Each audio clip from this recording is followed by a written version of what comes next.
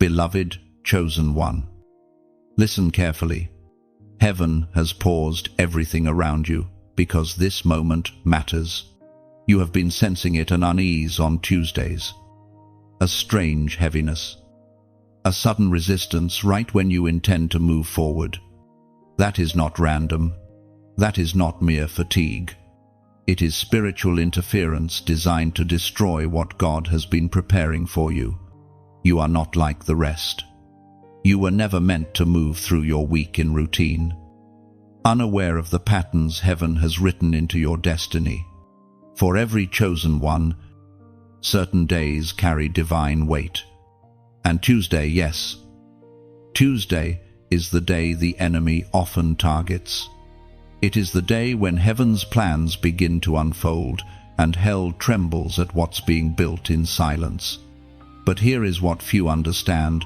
One careless mistake on Tuesday can delay what took heaven months to prepare. You may ask, what mistake? It is not always rebellion. Sometimes it is neglect. It is when you wake up heavy in spirit but brush it off as mood. When you sense the Spirit calling you to pray, yet you scroll instead. When you know you should plan, but you procrastinate. When you feel the nudge to forgive, yet you delay obedience. Each small hesitation becomes the chain that binds divine timing. Heaven operates on rhythm, and Tuesday is the sound of preparation. It's the day when vision is clarified, when angels align for assignments, when your spirit receives the next instruction. But if you move through it distracted, unguarded, or burdened by yesterday, you risk missing the whisper of heaven that was meant to guide your week. You have wondered why blessings keep circling near but never landing, why doors almost open but somehow close again. Beloved, this is the mystery. Your Tuesday decisions determine your Friday outcomes. You cannot harvest on Sunday what you neglected to plant on Tuesday. So hear this: God is calling you back into alignment. No more drifting. No more saying, "I'll pray later." No more letting fatigue win. Because what is forming around you is greater than your emotions. Every test, every delay, every rejection has been preparing the soil. And now heaven says, guard your Tuesdays. For what is built in obedience will stand in storm. But what is ignored in distraction will crumble under pressure. Chosen one, there is a reason this message found you right now. This is divine interruption, not coincidence. Heaven saw what was coming: a temptation, a distraction, a repeat of an old pattern that could cancel a new promise. And because you are loved, heaven intervened to warn you. You have already survived too much to let a simple mistake rob you of your next level. You have been through storms that should have drowned you, yet you're still standing. You've walked through fire and came out refined. This is not the time to let weariness sabotage destiny. Listen when Tuesday arrives. Silence the noise. No gossip, no comparison, no meaningless scrolling. Instead, worship, speak life, listen for instruction. Because on that day, God often releases blueprints. The answers you've been praying for will whisper in your spirit if you are still enough to hear. And don't mistake stillness for inaction. Some of heaven's loudest work happens in silence. When you rest in obedience, angels move on assignment. When you honor the rhythm of heaven, breakthroughs accelerate. It is written in the sacred texts of old. It is written in the book of Isaiah, chapter 40, verse 31. But those who hope in the Lord will renew their strength. They will soar on wings like eagles. They will run and not grow weary. They will walk and not be faint. So, As you step into this week, declare it boldly. My Tuesdays are consecrated. My time belongs to God. Let no distractions steal your peace. Let no fatigue silence your prayer. Let no doubt cancel your preparation. You have been chosen to carry something eternal. Do not hand it over to temporary emotions. When the urge to quit rises, remember why you started. When the temptation to scroll appears, remember your assignment. When the heaviness tries to return, lift your eyes, your help is near. This is your moment of awakening. Heaven has given you warning before the storm, so that you might stand above it. You are not late. You are right on divine time. If this message speaks to your spirit, show heaven that you receive it. Like, share, and comment the number 777 below as a prophetic act of alignment. And if you haven't already, subscribe to stay connected to this flow of divine revelation, because every message that follows is designed to sharpen your discernment and guide your steps toward purpose. You are not just surviving, you are being prepared for elevation. Heaven is rebuilding your schedule, reordering your priorities, and restoring your strength. The enemy thought he could distract you, but he underestimated your awakening. Rise, chosen one. Protect your Tuesday. What God has prepared for you will not be destroyed, because now, you know. The air feels different as Tuesday dawns again. You sense the rhythm of heaven pressing closer, the silent hum of destiny vibrating beneath ordinary hours. Heaven's clock has struck. And this moment is not casual, for while you measure days by numbers on a calendar, God measures them by purpose. Every Tuesday carries a pulse of divine preparation, a convergence between what was planned in eternity and what is unfolding in time. Chosen one. Do you know why time matters so much to God? Because timing is not just about when, it's about readiness. The blessings of heaven cannot arrive in hands still holding yesterday's burdens.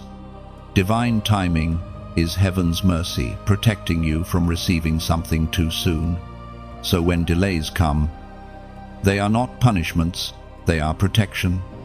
But Tuesday carries a peculiar tension. It is the midpoint between beginnings and outcomes. It is the day that reveals whether you are truly walking in rhythm with God's timing or still trying to control your own. Heaven watches closely not to judge, but to align. Every decision on this day echoes through your week, shaping whether peace or chaos follows. Imagine a divine clock ticking, its hands moved not by seconds but by obedience. Every time you pray instead of complain, it advances. Every time you forgive instead of resent, it turns. Every time you listen instead of rush, it aligns. Heaven's timepiece moves by faith, not by impulse. There are moments when you feel delayed, forgotten, or unseen. But heaven whispers, you are right on time. Even the waiting seasons are sacred. They are the proving grounds of destiny. Waiting does not mean nothing is happening. It means something greater is being arranged. God is synchronizing details, aligning people, and preparing places before you arrive. And that is why Tuesdays matter. It's the day heaven checks your posture. Are you prepared? Are you sensitive? Are you still listening? The mistake many make is treating the divine schedule as optional, moving as if tomorrow will wait for them. But heaven's clock never halts. It moves with the rhythm of purpose. You must understand, when you align with divine timing, you move in grace. When you rush ahead, you step into strain. The enemy's plan has always been to confuse time, either to make you run too fast out of anxiety or too slow out of fear. But the Spirit calls you into balance, to walk in sync with the eternal heartbeat. There are seasons when God hides you to protect you, times when the silence feels unbearable. Yet, in that silence, roots are forming. You may not see progress, but heaven sees depth. The seed doesn't complain in the soil, it trusts the timing of growth. So must you. You may feel like nothing is shifting, but do not be deceived by stillness. Every obedient act moves you closer to manifestation. Every time you choose prayer over panic, heaven adjusts the timeline of breakthrough. The ancient words recorded in Romans still echo today. It is written in the book of Romans, chapter 8, verse 28. And we know that in all things God works for the good of those who love him, who have been called according to his purpose. Chosen one. Never curse the timing of heaven. Never despise slow seasons, for they are the cradle of strength. When you rush, you forfeit refinement. When you wait with faith, you receive perfection. The difference between frustration and fulfillment is trust. Sometimes, the pain of waiting exposes your hidden attachments. You say you trust God, but trust is tested when timelines stretch beyond comfort. That's when heaven whispers, "Do you trust my pace as much as my promise?" And you must answer not with words, but with surrender. Surrender your calendar, your deadlines, your assumptions of when it should happen, because divine timing is never late, it's exact. Remember this, your waiting is never wasted. God is never early, never delayed. When the time is right, what's meant for you will not just arrive, it will overflow. So when Tuesday comes again, honor heaven's rhythm. Don't rush into tasks without first checking your spirit. Don't chase productivity over presence. Let the first minutes of your day align your heart before your hands begin their work. Because when you move in sync with divine timing, even ordinary actions carry extraordinary impact. You are being trained to live beyond the clock, to function in eternity's flow. That's why you've been uncomfortable lately. The Spirit is stretching you to perceive divine patterns, not human pressure. It's not just about doing more, it's about moving rightly. So breathe. Chosen one, you are not behind. You are exactly where grace intends you to be. Let go of the panic that you're missing something. If you stay in obedience, you cannot miss what was written for you. Heaven's clock is not mechanical, it's prophetic. It responds to trust. When you choose peace over panic, the gears of destiny turn. When you align with God's timing, acceleration follows naturally. Do not fight divine timing, flow with it. Trust that what you have prayed for is already scheduled. Heaven has not forgotten your name. The appointed time is nearer than you think. Chosen one. There is something subtle that has been slipping through the cracks of your week, something so small you might have ignored it, yet so dangerous it keeps you circling the same mountain. It's not the loud mistakes that often delay destiny, it's the quiet, familiar ones, the ones that seem harmless, routine, almost invisible. Every Tuesday, as heaven's rhythm begins to align for your next step, the enemy doesn't attack you with chaos, he distracts you with comfort. It begins softly, a harmless delay, a small compromise, a few wasted moments that steal your momentum. Before you realize it, the day passes, and what should have been sacred becomes ordinary. The enemy has mastered this strategy. He knows he can't remove your calling, so he tries to mute your focus.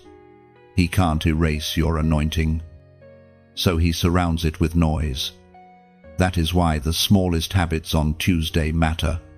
They determine whether you will be available for instruction or drowned in distraction. Chosen one.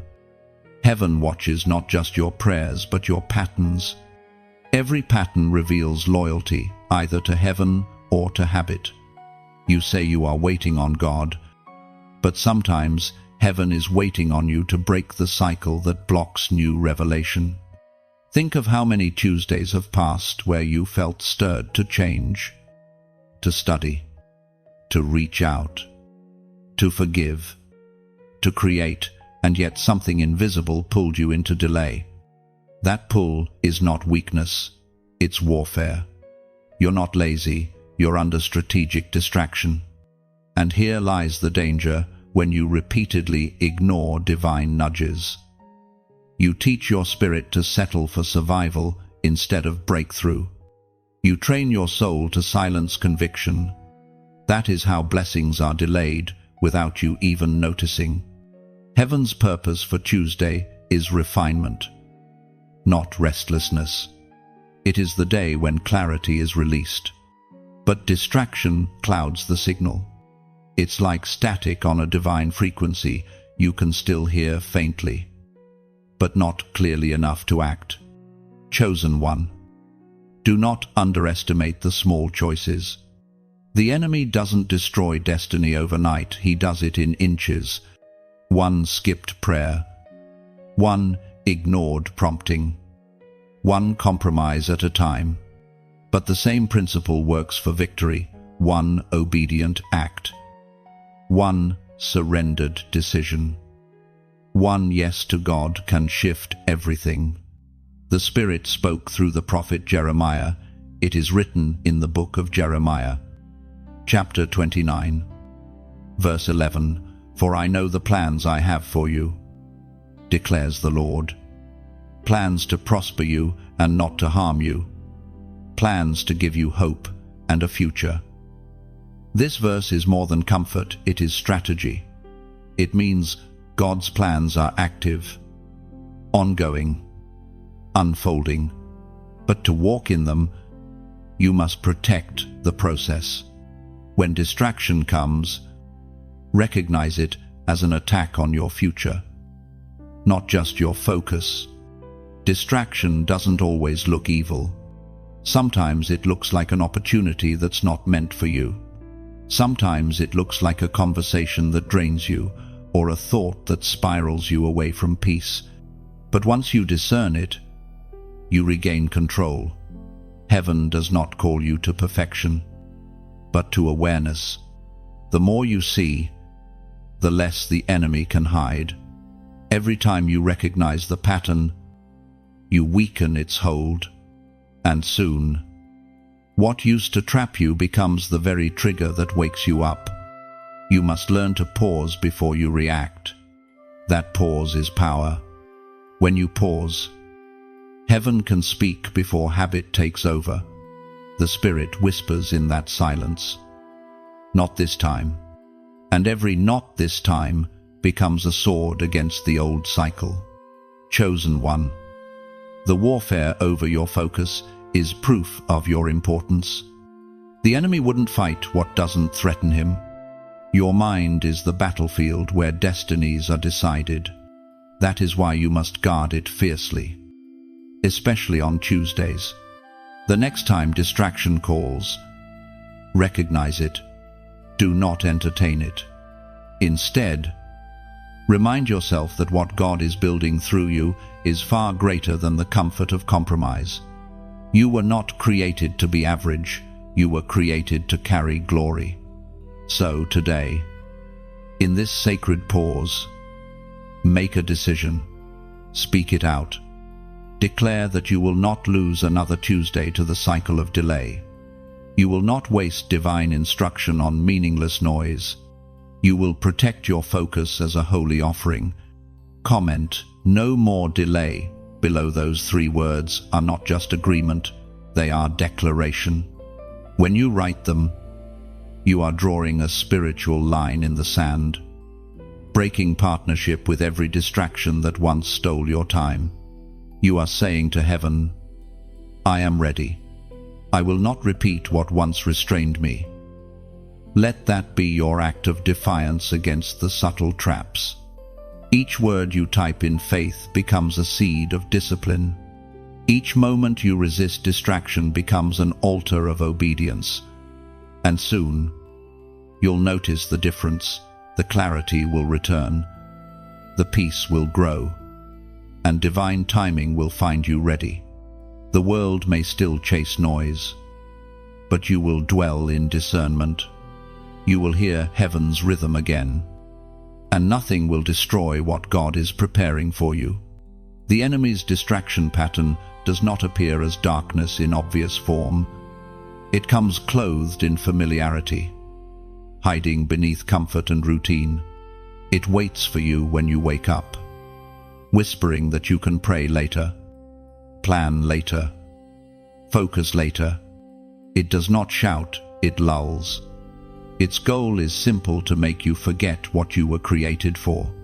Chosen one, you must understand that spiritual warfare rarely begins with explosions. It begins with small shifts in attention. One unchecked distraction leads to another, and before long, the entire day bends away from divine purpose. The enemy knows he cannot curse what God has blessed, but he can corrupt your focus until blessing feels like burden. He studies you, observes your rhythms, and sets snares where your guard is lowest. He knows when you are most weary, when your mind drifts, when your emotions are stretched. That is when he offers substitutes, temporary satisfactions that delay eternal rewards. These distractions seem harmless, even pleasant.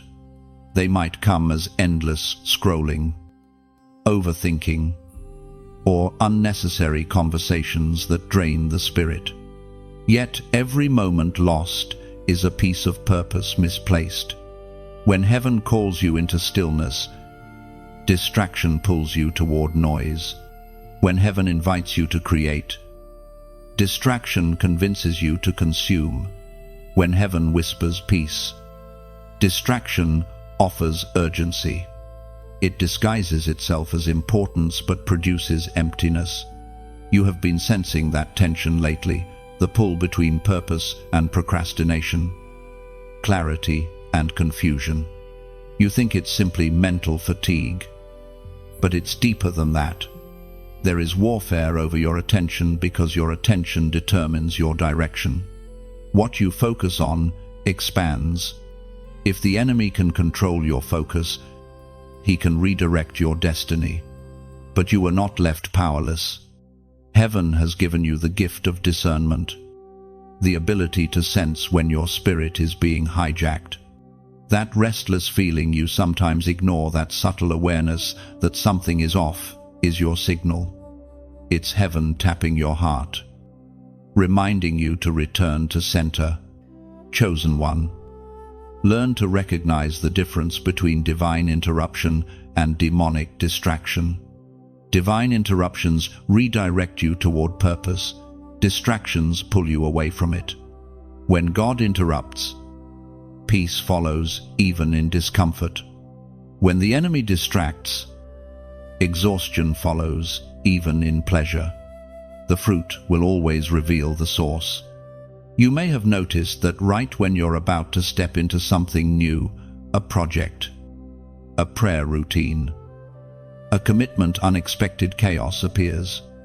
Suddenly, people demand your attention. Emotions flare. Your schedule shifts. That is not random. The enemy uses disruption to blur your spiritual sight. He wants you to react emotionally instead of responding spiritually. But if you pause and breathe, if you refuse to panic, you will see the pattern for what it is. And once you see it, you can break it. Awareness is deliverance in seed form. The moment you name the distraction, its power begins to fade. The ancient words remind us of this wisdom. It is written in the book of Proverbs, chapter 4, verse 25. Let your eyes look straight ahead. Fix your gaze directly before you. That is not just advice, it is strategy. To fix your gaze means to guard your focus like treasure.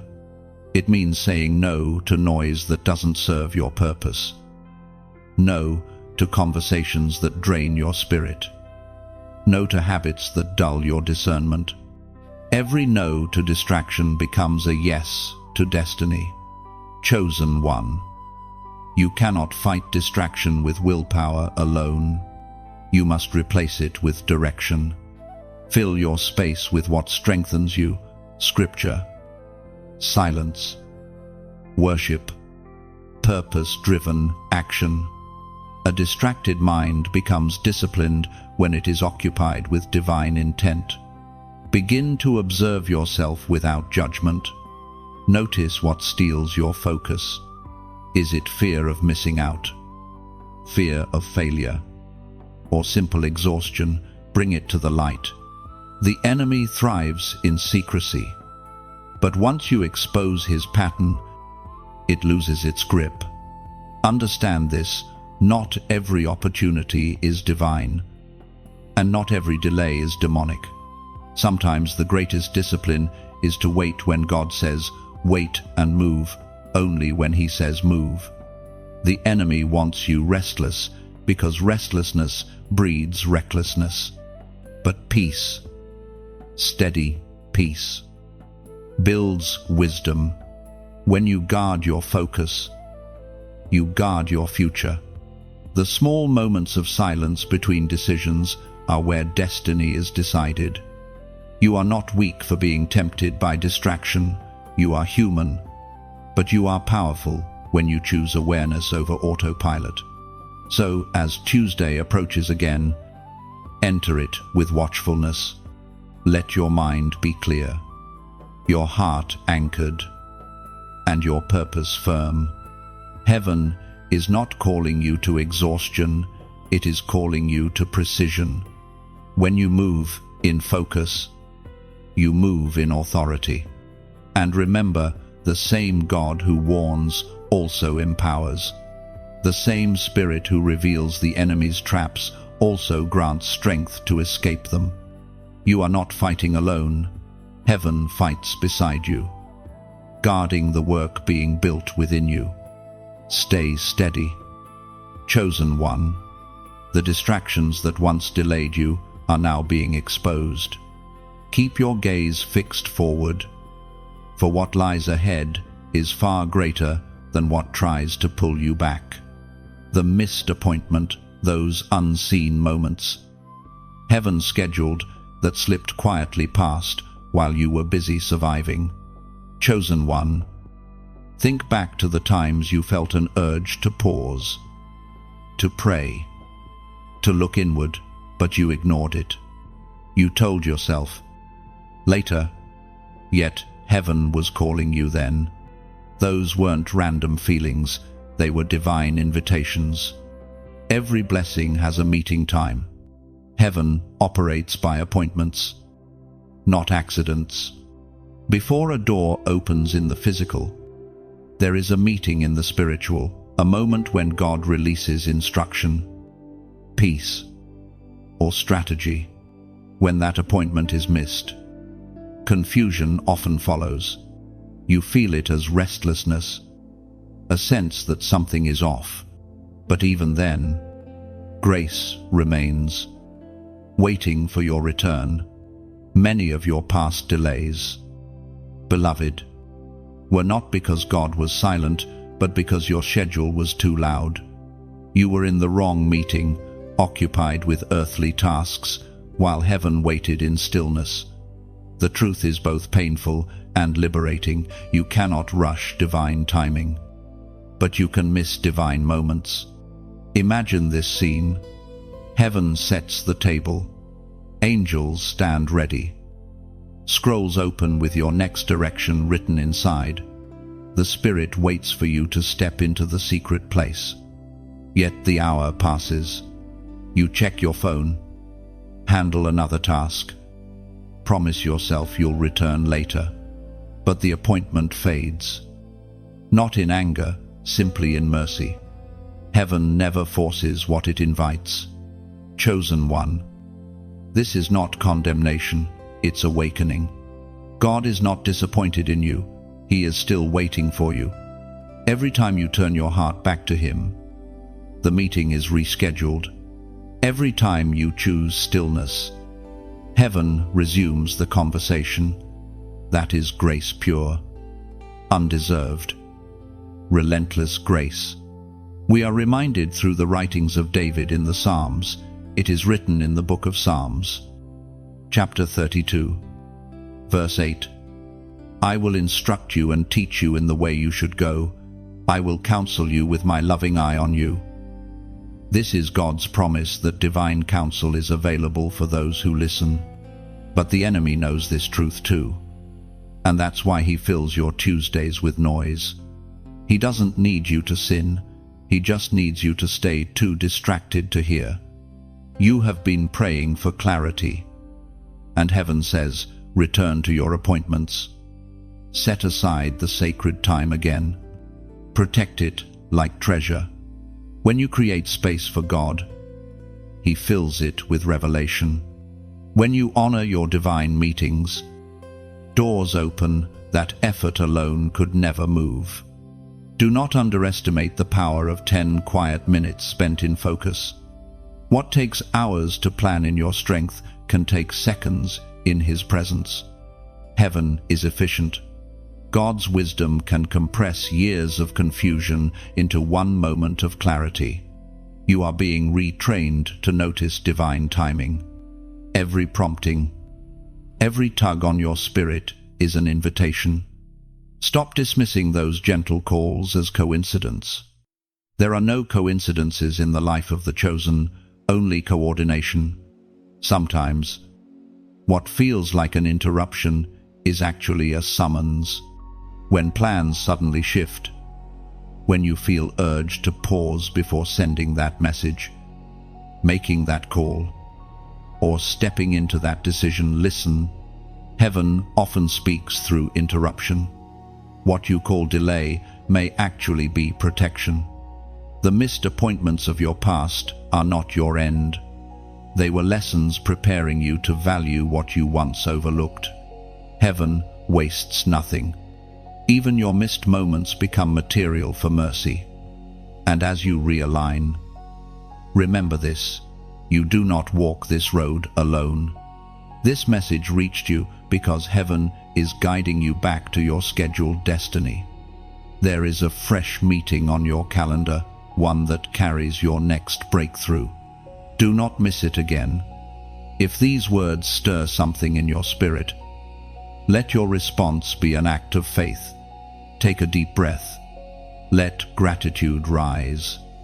And as a way of sealing this moment, like, share, or subscribe if this message has reached your heart. Not for numbers, not for noise, but so that light may travel further, so that others who have been missing their divine appointments might find their way back too. When you engage with purpose, you extend the reach of heaven's reminder.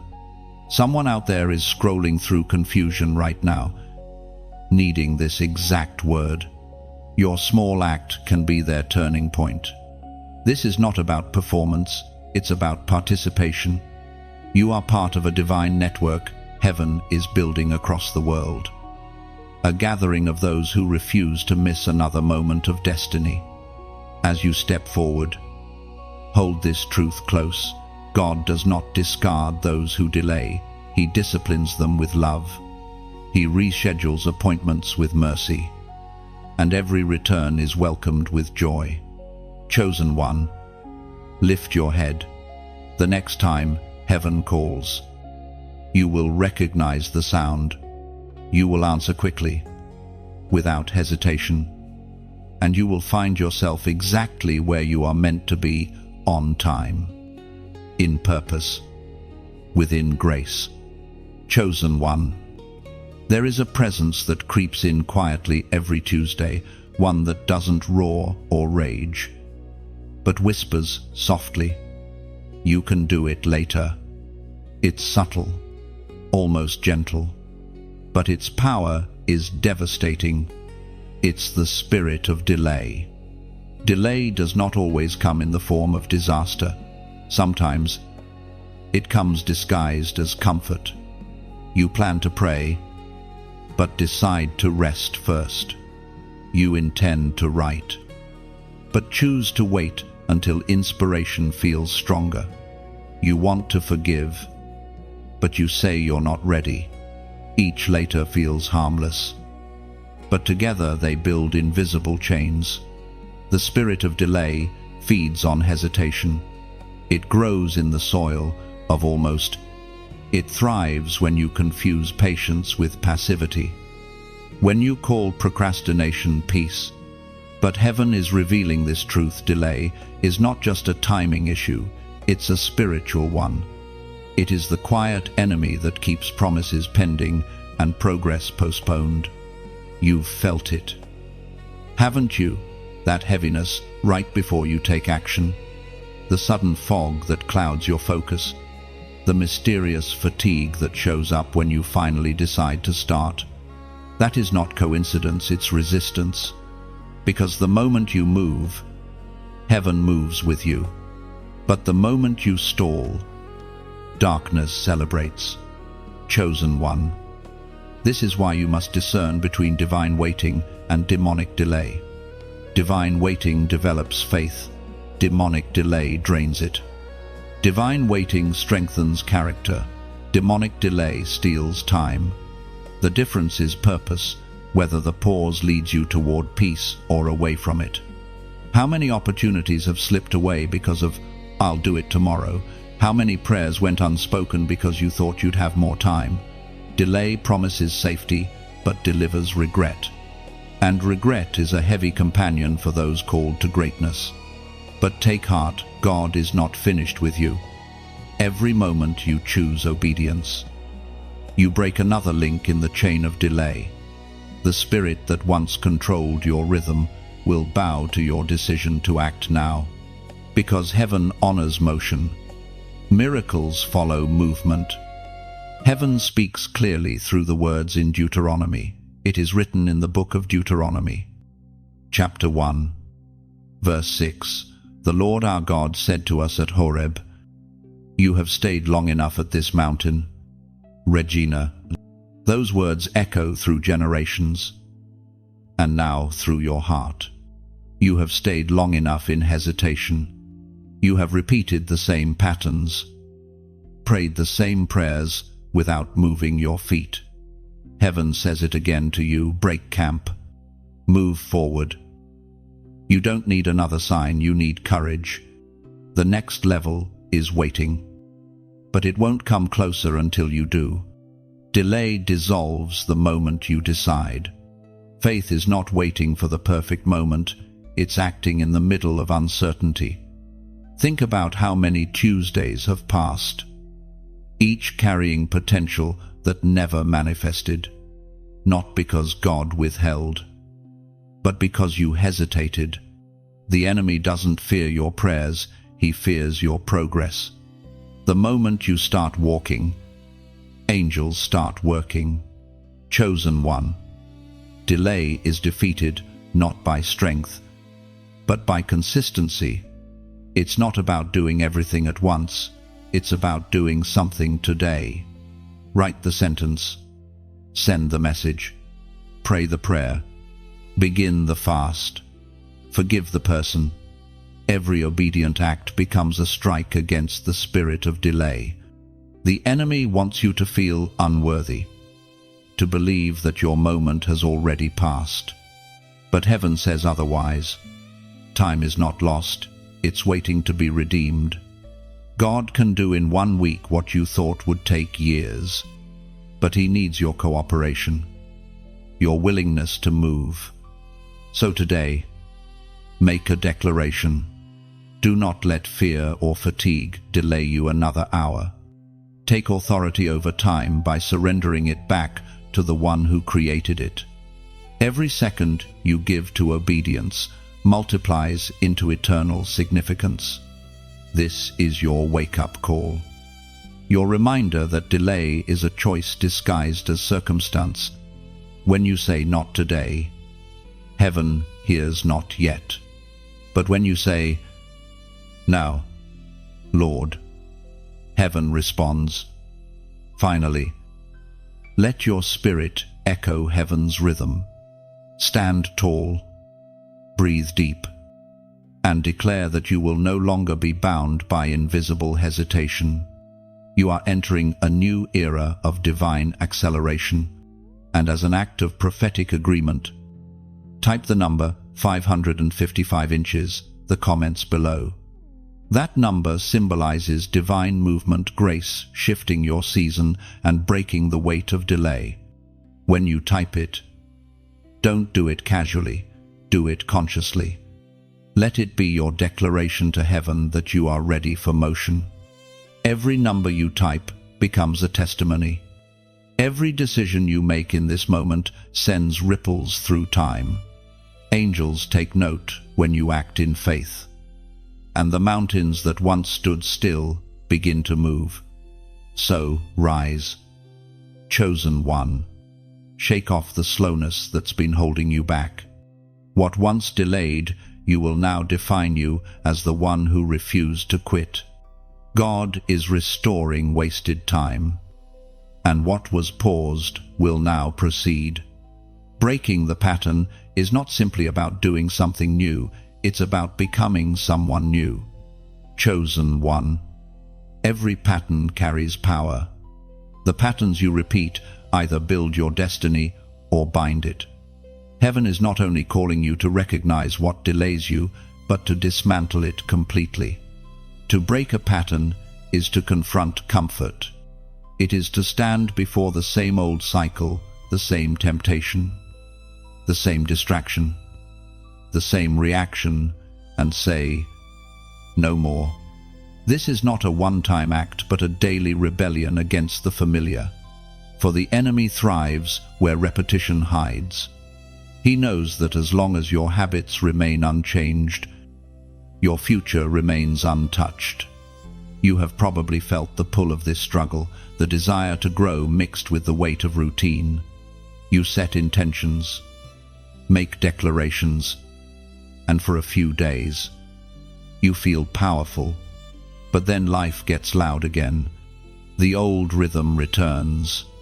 The same words, same emotions, same distractions. It's as if something invisible pulls you back every time you begin to rise. That something is the gravitational force of the old you. The patterns that once protected you now imprison you. But hear this truth.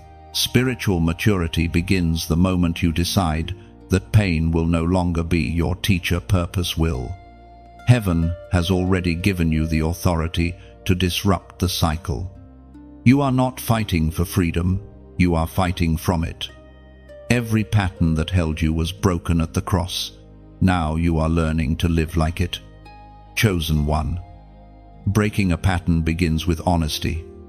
You cannot cast out what you refuse to confront.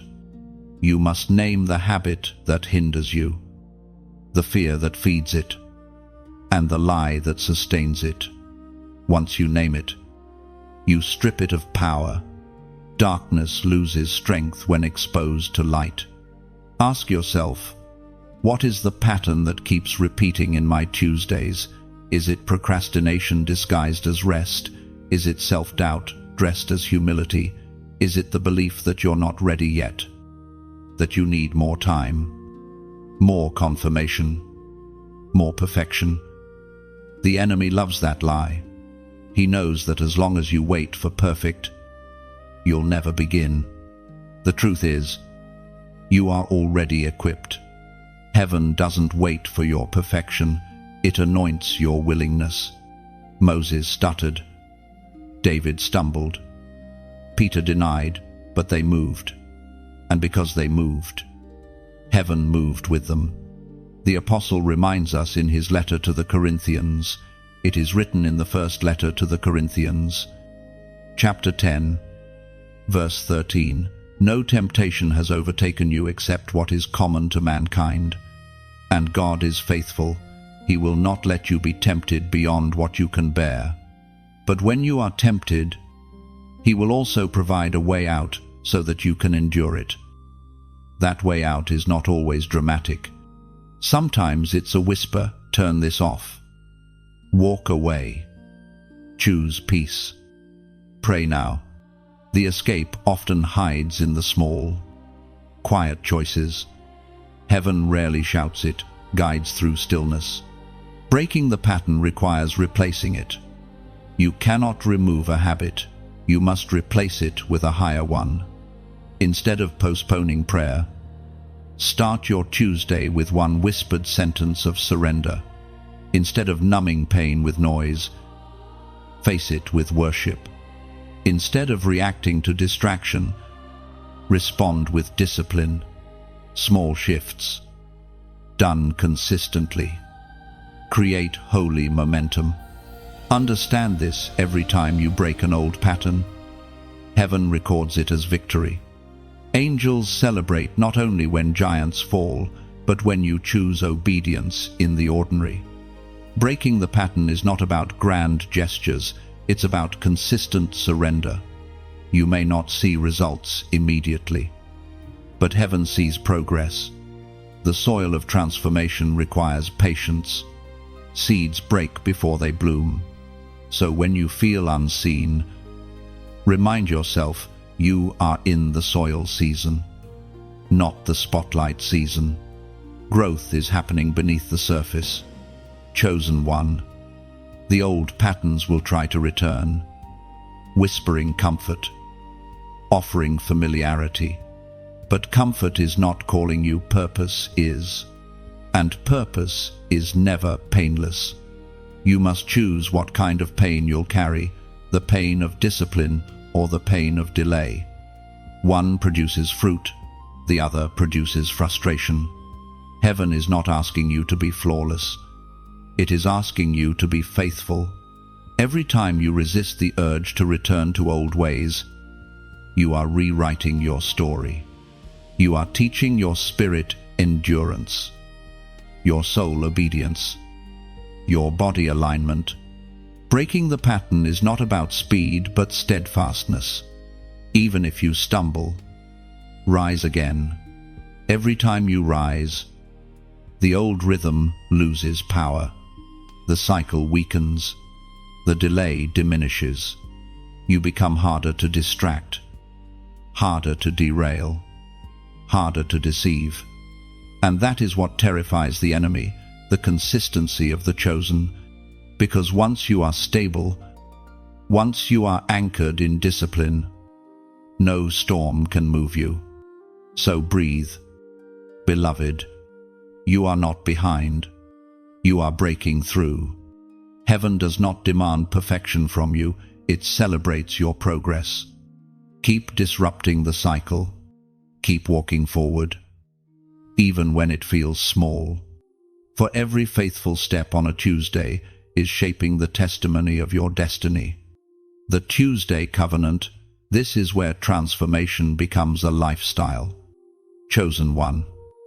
The time for awareness has passed. Now, heaven calls you to agreement. You have recognized the warnings, seen the patterns, and felt the warfare. But now, heaven asks something greater. Consecrate the day that the enemy once used against you. What was once your point of weakness will become your altar of strength. A covenant is not a mere promise, it is an exchange of ownership. When you consecrate your Tuesday, you give heaven permission to govern what once governed you. It means you no longer drift through the day by emotion, you move through it with intention. This is the beginning of rhythm restoration, the sacred reordering of time. You may think, how can a single day matter so much? But in the kingdom, days are doorways. Each day carries a distinct spiritual tone. Tuesday is the day of building heaven's day of formation. It is when blueprints are given and assignments refined. But if you live that day without covenant, the plans that heaven designs can remain only drafts. When you make covenant, you seal your alignment. You say to heaven, "This day is yours. My mind, my work, my decisions, everything I touch today belongs to you." That declaration alone shifts the atmosphere. Angels respond to it, because covenant grants them permission to act on your behalf. Chosen one. This covenant is not a ritual, it is relationship. It's not about rules, it's about rhythm. You are not being asked to perform, you are being invited to partner. The covenant brings you into sync with divine intention so that your days no longer feel random but orchestrated. Consider how the Spirit moves. God works in cycles: creation, rest, renewal, revelation. When you align your Tuesday with heaven's order, your life begins to reflect that same holy symmetry. Chaos loses ground. You begin to anticipate instruction rather than chase after it. What used to feel unpredictable becomes prophetic. The voice of God thundered in the book of Exodus. It is written in the book of Exodus, chapter 19, verse 5. "Now if you obey me fully and keep my covenant, then out of all nations you will be my treasured possession." Those words are timeless. They remind you that obedience births intimacy. The covenant doesn't bind you, it defines you. It sets you apart as treasured, as chosen. When you live in covenant, you stop asking for blessings and start walking in them. Every Tuesday, wake up with sacred awareness. Before checking messages or lists, lift your hands, even silently, and whisper, "This day is consecrated." That small act becomes a key, turning your ordinary morning into a throne room encounter. When your mind begins to wander, return to the covenant. When fatigue whispers, return to the covenant. When confusion tries to settle, return to the covenant. You'll find that the more you honor it, the more peace saturates your week. Because heaven flows where consistency abides. Chosen one. This covenant also changes how you handle distractions. You'll begin to recognize them not as random, but as tests of loyalty. Each temptation to delay, every offer to waste time, becomes an opportunity to prove your devotion. When you say no to those lesser voices, you say yes to divine purpose. And do not think the covenant only touches your spiritual life. It seeps into your work, your creativity, your relationships. Divine order brings divine excellence. You'll notice solutions appear faster, words flow easier, and your energy feels protected. That is not coincidence. That is covenant at work. But the covenant must be nurtured. It cannot thrive in neglect. Feed it with gratitude. Strengthen it with prayer. Guard it with focus. Speak to it often, as you would to a living promise. For covenant is alive. It breathes through obedience and starves through apathy. Sometimes you'll feel the weight of this commitment. There will be mornings when you do not want to rise, when everything in you wants to slip back into old rhythm. In those moments, remember why you began. Remember the storms you survived. Remember how close you came to losing what God was building. Let gratitude reawaken your resolve. The covenant does not mean life becomes easier. It means life becomes ordered. And in order, there is strength. The enemy cannot thrive in order. He feeds on chaos. That is why discipline terrifies him. It reminds him of divine structure, of heaven's design. Chosen one, your Tuesdays are no longer ordinary. They are meeting grounds between the divine and the destined. When you walk through them with awareness, you become a carrier of holy rhythm, one whose footsteps synchronize with heaven's heartbeats. The covenant you form today will echo through your years. It will become a shield against distraction, a lamp in confusion, a reminder when you forget who you are. You will no longer move through the week as one reacting to time, but as one redeeming it. So write this truth on your spirit: covenant conquers chaos. The moment you dedicate your Tuesday, the atmosphere around you shifts. You cease being at the mercy of delay and become a steward of divine momentum. This is your new pattern. Your divine partnership, the Tuesday covenant, sealed not in fear, but in faith.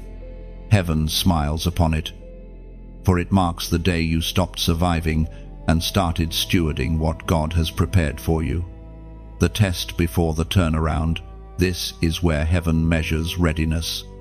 Chosen one, every great shift is preceded by one final test, and often it comes wrapped in something ordinary.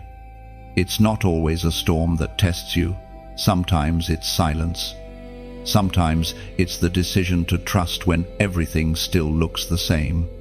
Heaven does not test to shame you. Heaven tests to prove you. The test before breakthrough is never about punishment. It's about capacity. Can you carry the weight of what you've been asking for? Can you remain faithful when the feeling fades? Can you stand still when the atmosphere seems to stand against you? The moments before transformation are the hardest. You sense that change is near, yet nothing seems to move. You pray and hear no answer. You act in faith, and doors remain closed. But this, chosen one, is the divine paradox. Heaven often hides progress to purify motive. When you continue to obey without visible reward, you reveal that you serve God, not outcomes. The enemy, too, knows that your turnaround is near. That's why the resistance feels heavier. He cannot stop what God has ordained, but he can tempt you to stop yourself. His whisper grows louder right before breakthrough. He tells you it's not working, that you've waited too long, that maybe you misunderstood the promise. But heaven's silence does not mean heaven's absence. It often means inspection. When you are being tested, do not panic. Tests are signs of trust. Heaven does not test what it intends to discard. It tests what it intends to promote. You wouldn't test a broken vessel. You test the strong one before sending it out. The Word of God declares in the book of James, it is written in the book of James, chapter 1, verse 12, "Blessed is the one who perseveres under trial, because, having stood the test, that person will receive the crown of life that the Lord has promised to those who love him." That verse is your banner in this season. Every test is temporary, but the crown is eternal. The pain you feel now is not evidence of failure. It is proof that you are in the final stretch. Chosen one, think of how many times in your life you were close to giving up, only to realize later that breakthrough was right behind the next act of obedience. The test before the turnaround always feels like the hardest, because it's designed to expose the last fragments of doubt. In this season, God is not testing your skill, He's testing your stability. Can you remain kind when misunderstood? Can you stay disciplined when discouraged? Can you keep building when no one applauds? Because if you can, heaven knows you're ready for responsibility, not just reward. The test is not about what you lose, it's about what you prove. The same God who led you into this test is standing beside you in it. He does not observe from afar, he strengthens from within. Every sigh, every tear, every act of obedience is recorded in eternity. Nothing endured in faith is ever wasted. When the pressure rises, don't retreat. Pressure produces proof. The oil of anointing is born from crushed olives. The fragrance of faith is born from crushed pride. You are not being broken to be discarded. You are being pressed to pour. Remember, 2. That every test is tailored. Heaven will not test you in areas irrelevant to your purpose. The trials you face reveal the territories you're meant to transform. If your test is patience, you are called to lead. If your test is faith, you are destined to pioneer. If your test is endurance, you are chosen to carry legacy. So do not fear the test. Embrace it with reverence. Declare to heaven that you understand its purpose, even if you do not understand its process. For soon, the turnaround will come. It will not be subtle, it will be swift. But first, you must pass this test. Stand firm, even when shaking. Speak truth, even when silent. Obey, even when tired. Heaven is not measuring your perfection, it's measuring your perseverance. And now, if this word resonates in your spirit, take a moment of agreement. Type "I remain steadfast" in the comments below. Let those words be your declaration of victory in the middle of testing. When you write them, you are aligning yourself with heaven's rhythm, proclaiming that pressure will not break you, it will build you. This act is not for me, it is for you. Every declaration you make reinforces your faith. Every word you speak in faith weakens the enemy's hold. When you say, "I remain steadfast," heaven hears commitment, and darkness hears defeat. The test before the turnaround is not meant to crush you, it is meant to crown you. Keep standing. Chosen one, the sound of your endurance is echoing in eternity, and heaven is already preparing your reward. The weight of obedience. It is not the kind of weight that crushes, but the kind that crowns. Chosen one. By now you've felt it, the quiet heaviness that comes when heaven calls you to obey in ways that cost something. Obedience is never comfortable, but it is always catalytic. It turns prayer into power, intention into impact, faith into fulfillment. You have prayed for acceleration, for blessing, for open doors. Yet heaven answers not with shortcuts, but with instructions. Divine progress always begins with divine obedience. The miracle does not come from striving, it comes from surrender. Obedience is the bridge between revelation and realization. Without it, you will always live in the almost ready, almost there, almost changed. But heaven does not anoint almost. It anoints action.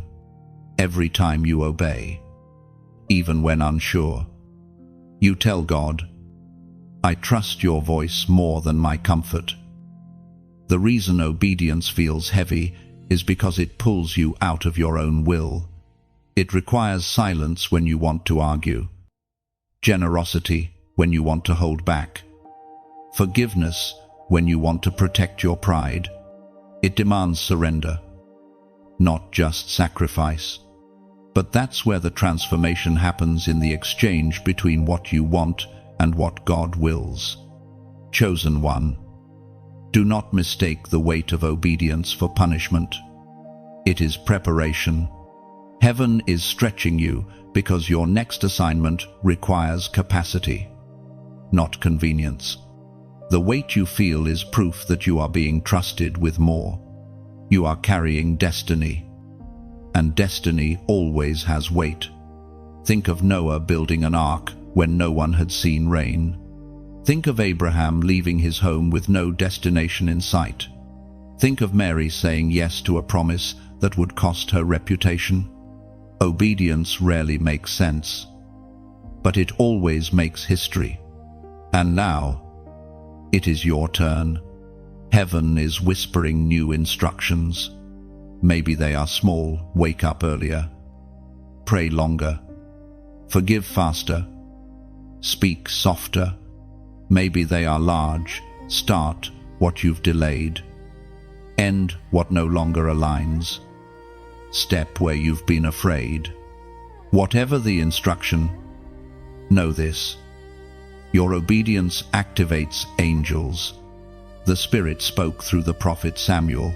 It is written in the first book of Samuel, chapter 15, verse 22, "To obey is better than sacrifice, and to heed is better than the fat of rams." These words cut through centuries to reach you now. Sacrifice gives, obedience aligns. Sacrifice can come from pride. Obedience only comes from love. When you obey, you reflect heaven's character: steady, faithful, resolute. You might wonder why God requires obedience when He could simply bless you without it. It's because obedience purifies the vessel.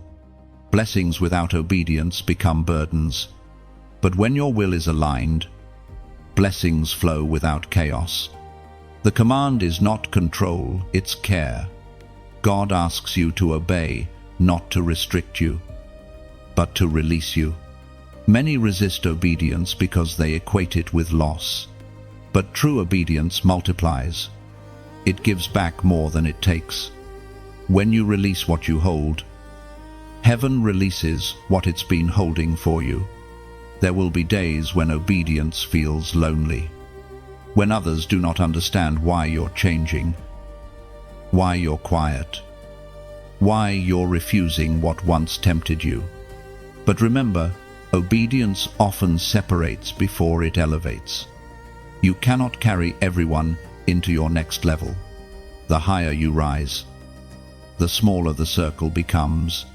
Still, chosen one, obedience does not isolate, it illuminates. Your obedience becomes a light for others lost in confusion. Your surrender becomes a map for those still wandering. When you choose obedience, you don't just change your story, you shift the atmosphere around you. And sometimes, your obedience is the answer to someone else's prayer. Somewhere, someone is waiting on your yes. When you move, their miracle begins. That is how heaven weaves destinies together through the thread of obedience. This message may be stirring something in your heart, reminding you of instructions you once ignored or promises you postponed. Don't let guilt speak louder than grace. Heaven is not angry, it's calling you closer. The same God who gives commands also gives strength to fulfill them. If this word has touched you, pause for a moment. Take a breath. Let gratitude rise in you.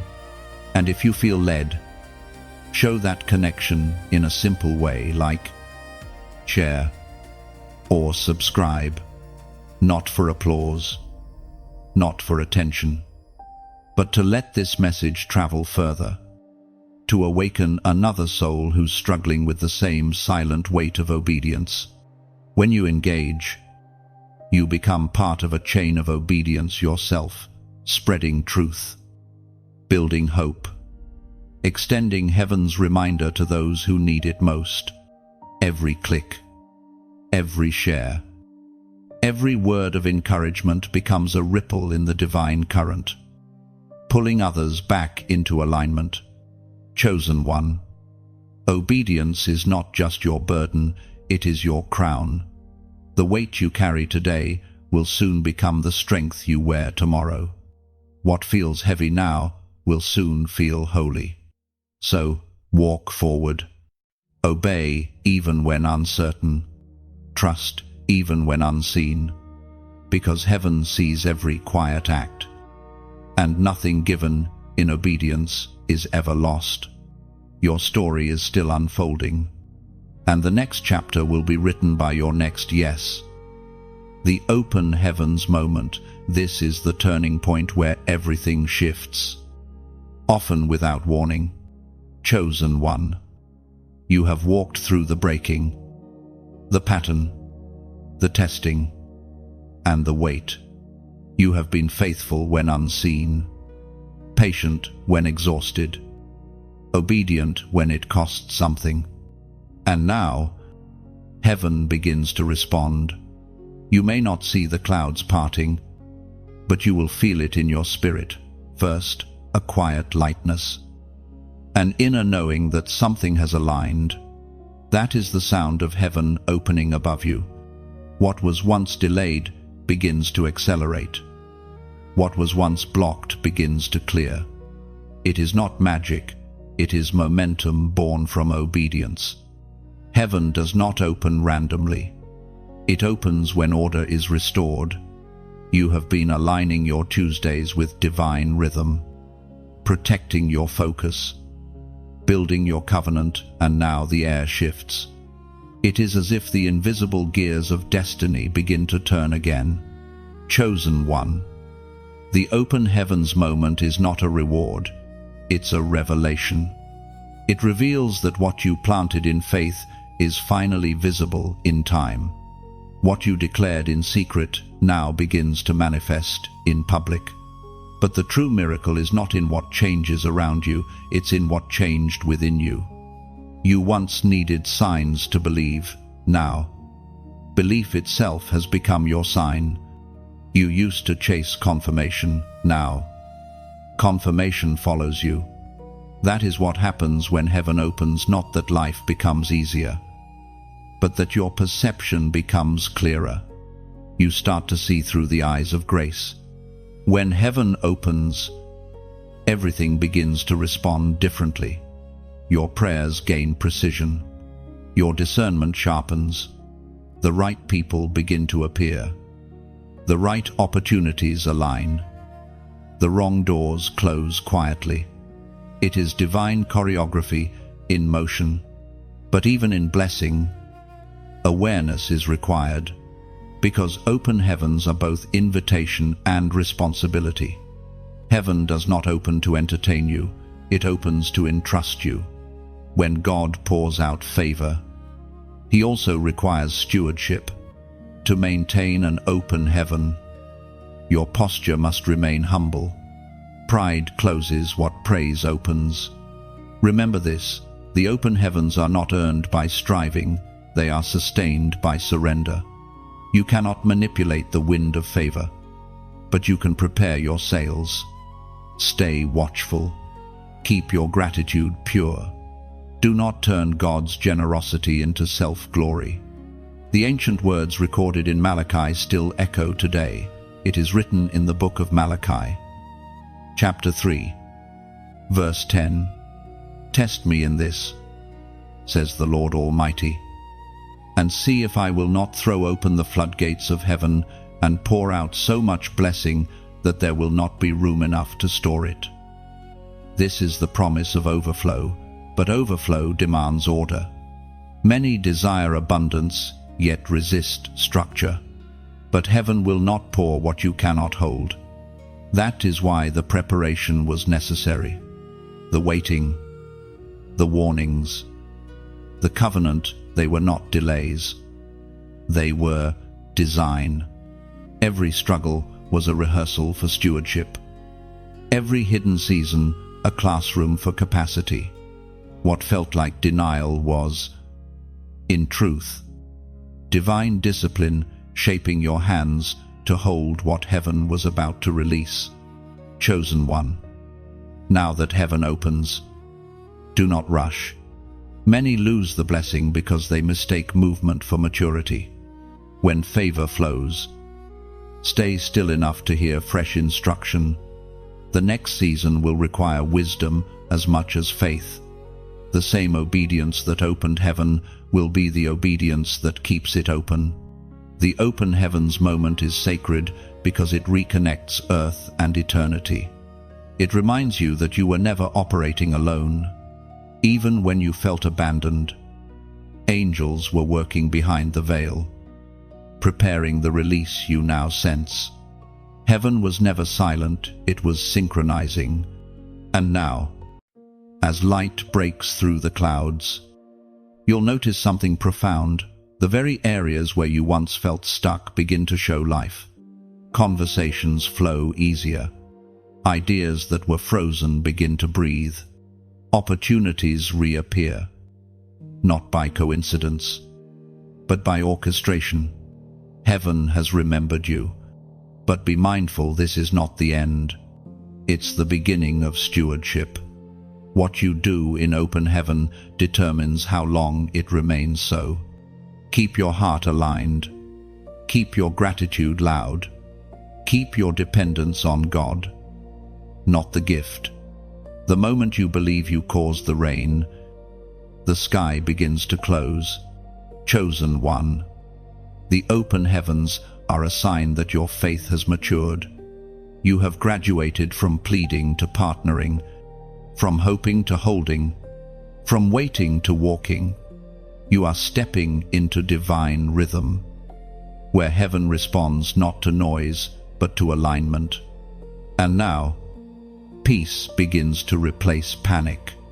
Joy quietly replaces anxiety. You sense heaven's nearness not as a feeling, but as a knowing.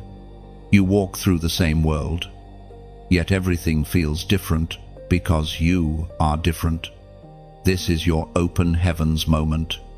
Guard it, celebrate it, but above all, honor it. For what God has opened, no one can shut. And what He has begun in you, He will surely complete. The prophetic exchange. This is the moment. Chosen one. When heaven trades your past cycles for divine assignments, it's not only about release, it's about replacement. God never takes something from you without placing something greater in your hands. What once felt like loss now becomes leverage. And what once was pain becomes prophetic power. Heaven has seen your endurance. You have walked through silence, delay, and obedience. Now, the Spirit begins to exchange the old weight for new wisdom, the confusion for clarity, the exhaustion for empowerment. You are not the same person who first received the warning. You have been transformed by the waiting. A divine transaction is taking place in the unseen. Everything you surrendered, every yes spoken through tears, every prayer whispered through fatigue has become currency in heaven. Nothing has been wasted. Even your regrets are being redeemed. The ashes you thought were failures are being exchanged for oil. And heaven is preparing to crown you with purpose. Chosen one. This exchange is not passive, it requires participation. You must open your hands to receive what God is offering. The old identity cannot coexist with new authority. To grasp divine assignment, you must release self-assignment. The Spirit cannot fill hands already clutching control. You have asked God to elevate you, and He is answering, but His elevation begins with exchange. He is taking your comfort to give you calling.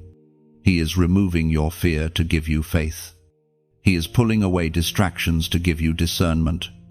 And though it may sting, every subtraction makes room for multiplication. The prophet Isaiah once declared, "What you are now living, it is written in the book of Isaiah." Chapter 61, verse 3, to bestow on them a crown of beauty instead of ashes, the oil of joy instead of mourning, and a garment of praise instead of a spirit of despair. That is your portion now, the great divine trade. Heaven replaces your mourning with mission, your loss with legacy. Every tear you shed was a seed. And now the harvest comes in unexpected form. Chosen one. When heaven performs an exchange, it doesn't just shift your circumstances, it upgrades your spirit. You begin to think differently, speak differently, move differently. What once triggered anxiety now provokes authority. Where you once saw problems, you now perceive patterns of purpose. This prophetic exchange also involves perception. Heaven is replacing your human sight with spiritual vision. You begin to discern meaning in moments you once dismissed. Delays you once cursed become training sessions in hindsight. People you lost become memories that matured you. God wastes nothing. But beware, many receive the promise of exchange, yet resist its process. They want the oil, but not the crushing. The authority, but not the accountability. True exchange demands surrender. It's not just a blessing, it's a transfer of responsibility. Heaven trusts you with more because you proved faithful with less. You may feel the weight of transition even now, the stretching between what was and what is becoming. That tension is holy. It means you're mid-exchange. Don't run from it. Transformation often feels like tearing because old layers must shed before new glory settles. The prophetic exchange also shifts your relationships. Some will drift away not because of offense, but because they no longer align with your new frequency. Heaven is curating your circle to protect your purpose. Do not chase what God has released. The same hands that prune are the hands that plant. Chosen one. This moment is sacred. Heaven is not merely blessing you, it is reassigning you. The authority being placed upon you carries responsibility. Your voice will begin to carry more weight. Your words will begin to move hearts.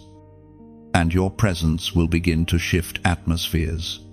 This is what the waiting was for, to shape you into a vessel of impact.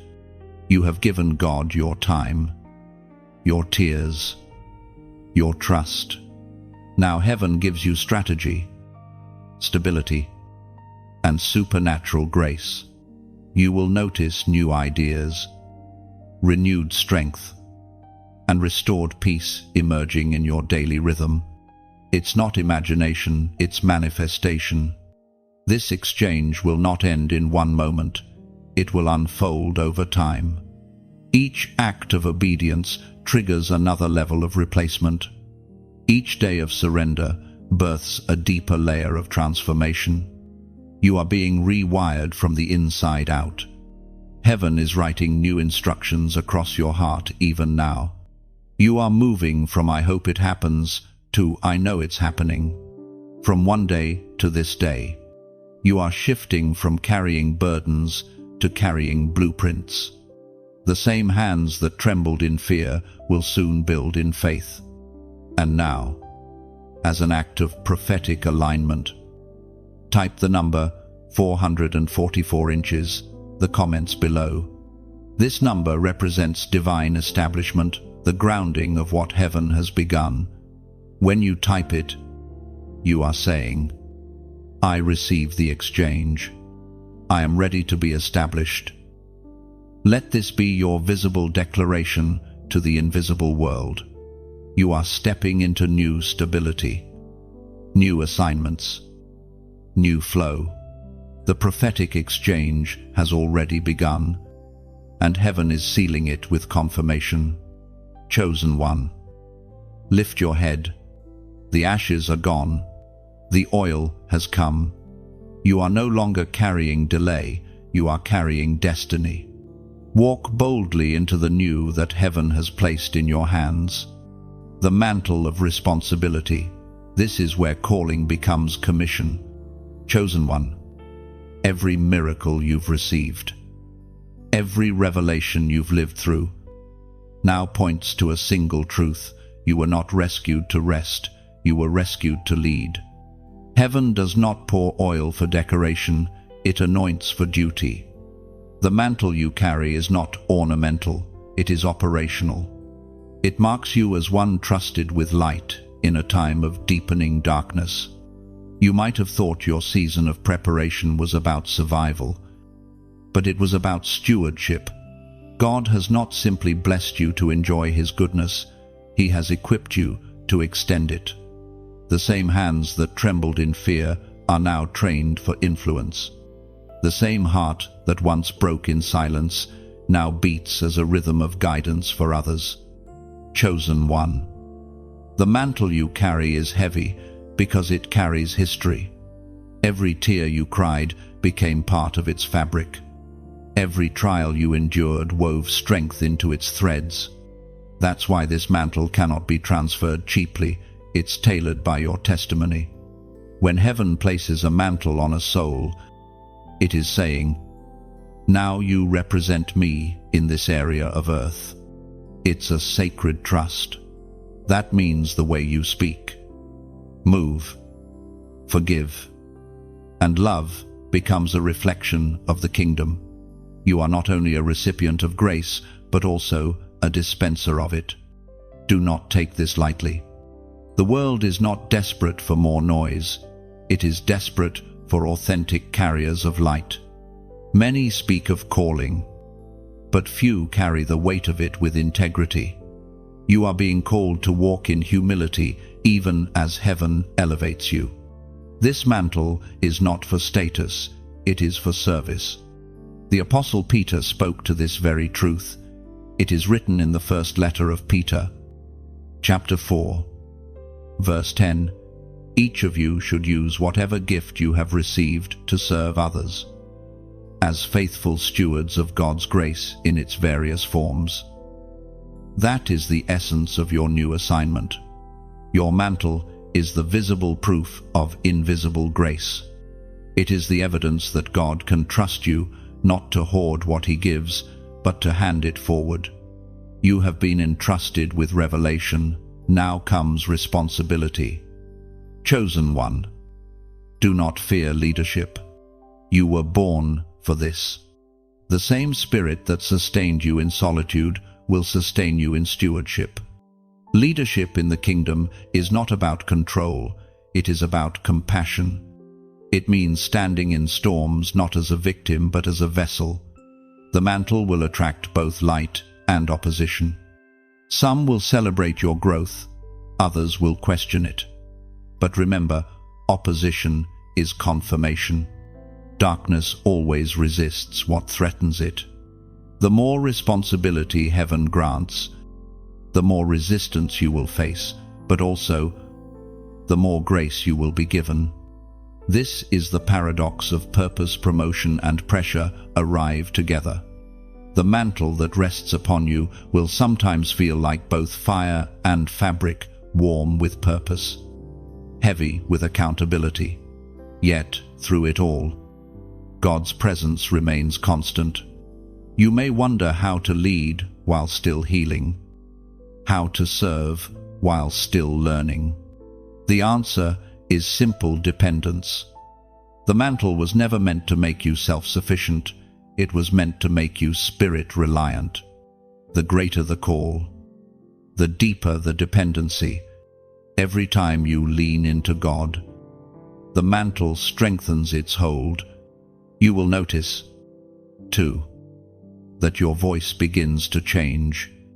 The way you speak carries new weight. Words you once whispered in fear will now echo with authority. You'll sense when to speak and when to stay silent. This is discernment, refined through discipline. Chosen one. Leadership in the kingdom is not loud, it's luminous. It means you shine steadily, not sporadically. You don't lead by demanding attention, but by directing hearts toward heaven. That is how the true mantle operates. It magnifies God, not self. Be patient with this new season. The mantle adjusts to you as you adjust to it. At times, you will feel unworthy. At times, you will question why God chose you. But worthiness was never the requirement, willingness was. The mantle is not proof of perfection, it's proof of purpose. As you walk in this new weight, remember that every responsibility carries rest within it. You are not meant to strive endlessly. You are meant to flow in grace. The same God who placed the mantle will sustain you beneath it. This mantle also carries multiplication. Your obedience will ripple beyond what you can measure. A word you speak will ignite courage in another soul. A prayer you whisper will break chains in someone else's life. That is the mysterious beauty of divine responsibility. It extends far beyond your sight. Chosen one, take a deep breath and settle this truth in your heart. The mantle does not make you more important. It makes you more accountable. You are now a steward of atmospheres, a guardian of peace, a carrier of purpose. Wherever you go, heaven's fingerprint follows. You are stepping into a holy rhythm of influence, quiet yet undeniable. The world may not announce your rise, but heaven already has. Walk in it with humility, strength, and unwavering focus. You have been chosen not just to bear light, but to become it. The restoration code. This is the divine pattern through which God rebuilds what was once broken, renews what was once worn, and redeems what was once wasted. Chosen one. Restoration is not about returning to what you were. It's about unveiling who you were always meant to become. The old you was a seed, but the restored you is the tree rooted, radiant, and reaching. You have walked through fire and flood, but now heaven whispers, I am restoring the years. Every tear, every setback, every misunderstood season has become sacred data in heaven's design. Restoration does not erase pain, it repurposes it. The places where you bled will become the places where others heal. To understand restoration, you must understand divine mathematics. God never restores equally, He restores abundantly. When He returns what was stolen, He multiplies it. When He rebuilds, He reinforces. The end result is stronger than the original. That is the restoration code, heaven's formula for divine compensation. You may not see it yet, but restoration has already begun. It rarely starts with visible miracles. It starts with quiet mending inside the heart. You'll notice it in subtle shifts. Old wounds no longer sting. Old fears no longer control you. Old memories no longer dictate your mood. That is restoration in process. Chosen one. Restoration begins when you release the need to understand why it happened. Some seasons won't make sense until they're behind you. But God is weaving meaning through moments that once felt meaningless. Every loss that once looked final was actually foundational. Heaven was not punishing you, it was positioning you. We are reminded through the writings of the prophet Joel. It is written in the book of Joel, chapter 2, verse 25. I will restore to you the years that the locust has eaten. That promise still breathes today. The years represent everything that felt stolen: time, peace, opportunity, connection. Heaven's restoration doesn't just fix what's visible, it redeems what was invisible. Even the seasons you thought were wasted are being recycled into wisdom. Restoration is not about returning to where you were before the pain, it's about rising higher because of it. You'll begin to see that your scars are not disqualifications, they are credentials. They prove that you survived what was meant to silence you. This is the paradox of the chosen. You become most powerful after being most broken. Your cracks become conduits of light. The enemy's goal was to destroy your confidence, but heaven turned it into depth. The places you once hid in shame now radiate strength. The restoration code works quietly. You won't always notice it at first. It moves like dawn, not like lightning. One day, you'll simply wake up and realize the weight you used to carry is gone. The bitterness dissolved into gratitude. The chaos turned into clarity. That is the slow miracle of divine repair. But restoration is also responsibility. Heaven restores not for nostalgia but for purpose. God is rebuilding you so you can rebuild others. You are called to be an architect of hope, to show that ruins can resurrect. Every testimony entrusted to you is an instruction to someone else still trapped in ashes. Restoration also brings recalibration. It changes what you value. You'll begin to cherish peace over attention, truth over popularity, purpose over approval. What once drained you will no longer tempt you. That's how you know healing is real. You no longer crave what once corrupted your spirit. Chosen one.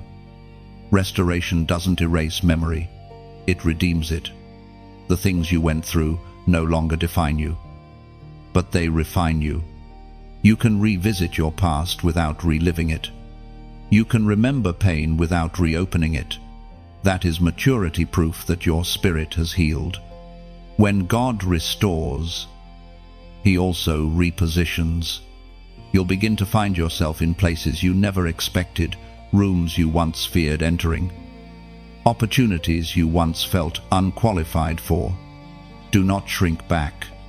These are not accidents, they are appointments. Heaven restores strategically, placing you exactly where your experience carries authority. And as restoration unfolds, grace will flow easier.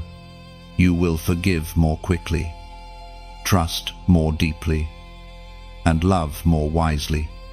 That's because restoration repairs the heart's rhythm. It teaches you how to breathe again, how to hope without fear, how to rest without regret. The restoration code is not only about what God gives back, it's about what He gives through you. You are becoming a living testament to divine restoration. When people see you, they will see evidence that grace rebuilds what grief once ruined. So, stand tall, chosen one. The years you thought were lost are being rewritten with glory. The people who doubted your comeback will witness your consistency. The heaven that once seemed silent is now singing your renewal. You are walking in the restoration code, a rhythm of divine recompense. Every Tuesday from this point forward will carry a different fragrance. No longer a day of delay, but a day of divine repair. You are no longer in pieces, you are in process, and that process is holy. The global ripple. This is the moment where your obedience begins to extend far beyond your own life. Chosen one. Everything you've endured, every lesson heaven has carved into your heart, is now flowing outward. You may not realize it, but your faith is creating movement in unseen places. The choices you make in private are echoing across nations. The light you carry is traveling further than your eyes can follow. When heaven raises one chosen vessel, it never affects only one person. The anointing that rests on your life was never meant to stay contained. It is designed to multiply, to awaken, to ripple. Every time you obey, you activate someone else's courage. Every time you speak truth, another heart begins to hope. That's how the kingdom expands, not through noise, but through living testimony. The small steps you take today are stirring change in the lives of people you may never meet. someone on the other side of the world might hear your story and decide to pray again, to rise again, to believe again. That's the ripple. Heaven doesn't just bless you, it blesses through you. The Apostle Paul captured this mystery when he wrote about the reach of grace. It is written in the second letter to the Corinthians, chapter 9, verse 10. He who supplies seed to the sower and bread for food will also supply and increase your store of seed, and will enlarge the harvest of your righteousness. This is the divine economy. Heaven multiplies what you give, the love you share, the words you speak, the acts of service you sow. They become seeds that travel through time and space. You may not see the harvest, but it's happening. Chosen one, your obedience has already set things in motion. Heaven has used your pain as a broadcast frequency, sending healing through your story. The ripple of your endurance will reach people who have never heard your name, but they will feel your impact. You are part of something much larger than yourself, a divine network of light bearers. That's why your presence matters so much. You might think no one notices your effort, but heaven does. The world needs your steadiness, your clarity, your authenticity. There are many voices, but few vessels. You are not called to shout louder, you are called to shine truer. Even the simplest actions carry eternal significance. A kind word, a patient reply, a prayer whispered for a stranger. These small acts become waves of restoration in a weary world. Heaven measures greatness not by visibility, but by impact. And yet, this ripple requires maintenance. You must continue to guard your focus, your faith, your flame.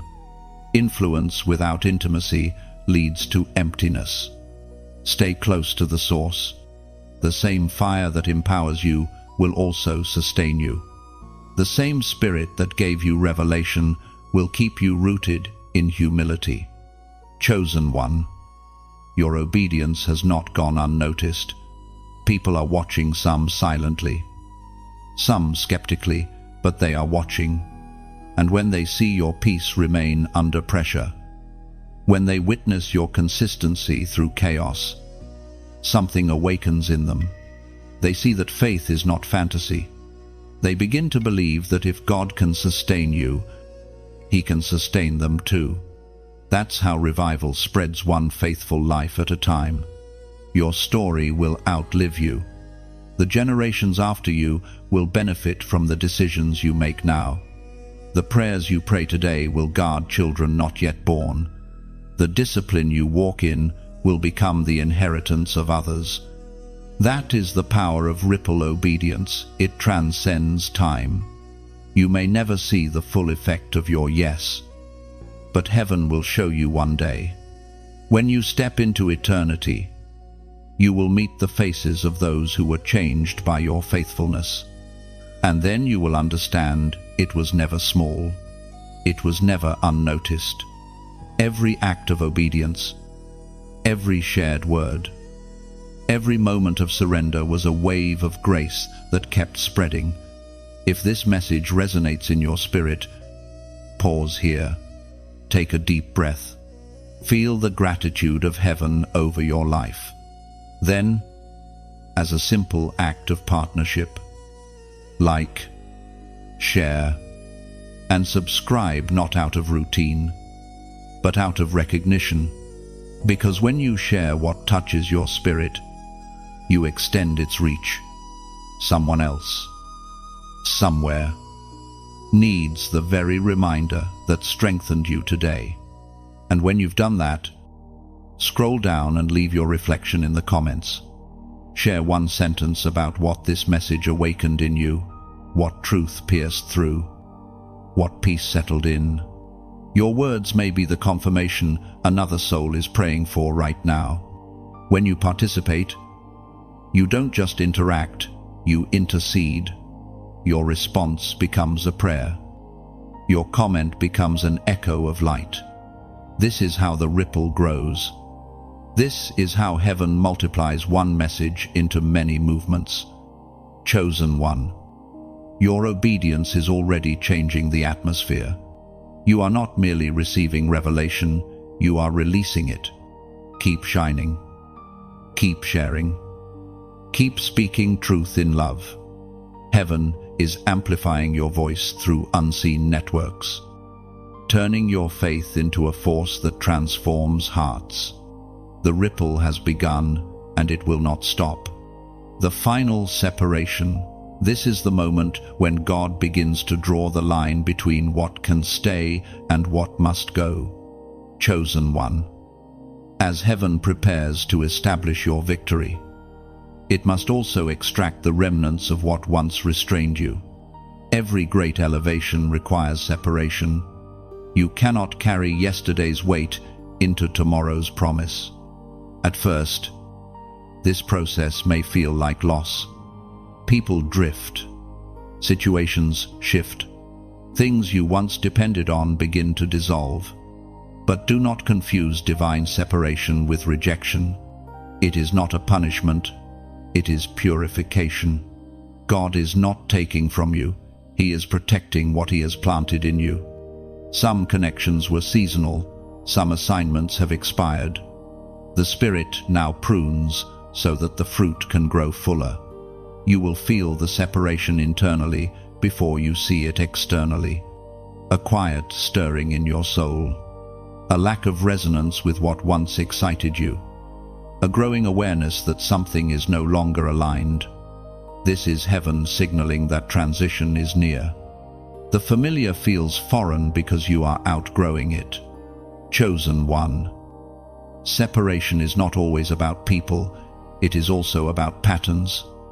God is severing your attachment to doubt, fear, procrastination, and guilt. He is cutting ties with inner voices that keep you bound to smallness. You have lived long enough in survival mode. Now heaven is calling you into stewardship. To reach that level, you must shed every layer that contradicts your calling. The Spirit spoke through the Apostle Paul about this holy division. It is written in the second letter to the Corinthians. Chapter 6, verse 17. Therefore, come out from among them and be separate, says the Lord. Touch no unclean thing, and I will receive you. This command is not about isolation, but about elevation. God calls you out so that He can call you up. When you separate from what pollutes your peace, you make room for what perfects your purpose. Every act of separation creates sacred space for saturation. Heaven fills what obedience empties. Chosen one. The separation you feel now is evidence that heaven trusts you with greater clarity. Many ask for promotion but resist pruning. But without pruning, growth becomes chaos. Separation is the divine order that precedes multiplication. Before God multiplies, He divides. He separates light from darkness, purpose from distraction, truth from noise. You are walking in that same creative rhythm now. Sometimes, the separation happens suddenly. A friendship fades. A job ends. A plan falls apart. And though the loss feels heavy, peace follows quietly behind it. Pay attention to that peace. It's the signature of divine approval. Heaven will never remove without reason. At other times, separation feels slow and subtle. Your interest in certain conversations fades. Your appetite for trivial things disappears. You stop trying to fit where you no longer belong. This is spiritual maturity, the ability to walk away without resentment, to bless what's behind you even as you step forward. Chosen one, you are entering the stage where silence will speak louder than words. You won't need to explain why you're different. why your priorities have changed, why your focus has sharpened. Those who are meant to walk with you will understand. Those who aren't will interpret your growth as distance. Let them. God is shifting your circle because He's expanding your capacity. Separation also reveals identity. When you are no longer surrounded by what once defined you, you begin to discover who you truly are. You are not your past, your mistakes, your reputation, or your roles. You are a carrier of light, a vessel designed for divine purpose. Every separation removes another mask until your true reflection in Christ emerges clearly. This process can be lonely, but loneliness often precedes revelation. Many of heaven's greatest instructions are spoken in isolation. Do not despise the quiet. It is not absence, it is attention. God draws you away so He can draw closer. When others fall silent, heaven begins to speak louder. As you endure this separation, guard your heart from bitterness. Do not curse what God has concluded. Bless and release. The peace that follows will confirm the decision. The moment you stop fighting for what is fading, grace flows toward what is forming. Chosen one, understand, this separation does not diminish you, it defines you. You are being refined like gold, purified of every attachment that cannot survive your next altitude. You are not losing. You are being lifted. The pruning of this season prepares the platform of the next. The final separation is not only about subtraction, it's about sanctification. God is distinguishing His chosen ones in this generation. He is marking those who refuse compromise, who walk in purity of purpose, who carry unshakable focus. You are among them. And as this process completes, you'll notice a strange calm settling in. The turbulence ends not because everything is easy, but because everything is aligned. You will feel lighter, clearer, freer. That is how you know the final separation has done its work. When this phase ends, you will stand in sustained victory, not temporary relief, but enduring stability. You will no longer chase peace, you will carry it. The things that once drained you will no longer find access to you. Heaven will have fenced your focus with divine protection. Chosen one, you are standing at the threshold of completion. The pruning has passed. The purpose is prepared, and the promise is near. Let what needs to leave, leave. Let what must die, die. For what is ahead cannot coexist with what has expired. The separation was never to punish you, it was to prepare you. You are ready now. Heaven knows it. Hell fears it. The earth will soon see it. Crowned and unshaken, this is where the journey reaches its fulfillment, where all the refining and rebuilding converge into identity. Chosen one, the crown is not a decoration upon your head, it is the evidence of endurance upon your soul. It is the mark that says, this one endured, this one obeyed, this one overcame. You did not stumble here by chance. Every tear that fell, every moment that tempted you to quit, every silence that stretched your faith, it all led to this. You are standing not merely as a survivor, but as a steward of divine glory. What once tried to crush you has now confirmed you. Heaven has placed authority upon your life because you chose obedience when others chose ease. This crown is invisible to the world but radiant in the spirit. It represents sovereignty over your own emotions, stability under pressure, and unwavering trust in God's timing. You are no longer swayed by storms because you've learned they only reveal the strength of your anchor. The world may shift, but you stand. The winds may roar, but you remain. That is what it means to be unshaken. The word of the Lord still resounds from the writings of James. It is written in the book of James. Chapter 1, verse 12. Blessed is the one who perseveres under trial, because, having stood the test, that person will receive the crown of life that the Lord has promised to those who love him. This crown is not a trophy for perfection, it is the seal of perseverance. You have learned to worship in waiting, to pray in pain, to believe beyond reason. Heaven saw the secret battles, the unseen sacrifices, the moments you kept faith when no one applauded. The crown you wear now was forged in those fires. Chosen one. Being crowned does not mean the war ends, it means you've learned how to win.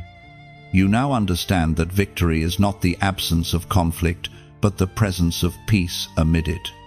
You have become dangerous to darkness because you no longer react, you respond. You no longer chase validation, you carry vision. This crown signifies maturity. It means you have outgrown the need for approval and learned to walk in assignment. You no longer measure your progress by people's praise, but by heaven's peace. The voice of God has become louder than the noise of opinions, and in that clarity, your confidence is no longer borrowed, it is built. Being unshaken doesn't mean you don't feel fear. It means fear no longer dictates your direction. It may whisper, but it no longer commands. You've learned to walk through uncertainty with unwavering calm because you've seen God's consistency too many times to doubt him now. Chosen one. Look back for a moment, not to dwell, but to discern. See how every delay carried design, how every disappointment redirected destiny. You thought you were losing time, but you were gaining transformation. The person who began this journey would not recognize who you are now. That is the glory of refinement. The crown upon you is also a calling to protect what has been built. The same focus that brought you here must now sustain you. Stability is a greater miracle than speed. You must remain grounded even as favor grows. Remember that crowns attract attention both from heaven and from hell. Guard your humility as fiercely as your purpose. You are no longer simply called, you are commissioned. Heaven is entrusting you to lead others out of what you once escaped. Your story has become a roadmap for redemption. Your scars are now scriptures to someone still suffering. You have become a living testimony that obedience still opens heaven. This is what being chosen truly means, not being elevated above others, but being entrusted with others. Your authority exists to lift, not to lord, to heal, not to boast, to guide, not to grasp. That is why heaven crowns the humble. It knows they will carry the weight with care. Now, the storms may return, but they no longer threaten you. You have become like the oak in the wind, bending, never breaking. The waves may rise, but you have learned to walk on them. You no longer fear failure because you've discovered that even in falling, God is faithful. The unshaken do not stand because they are strong.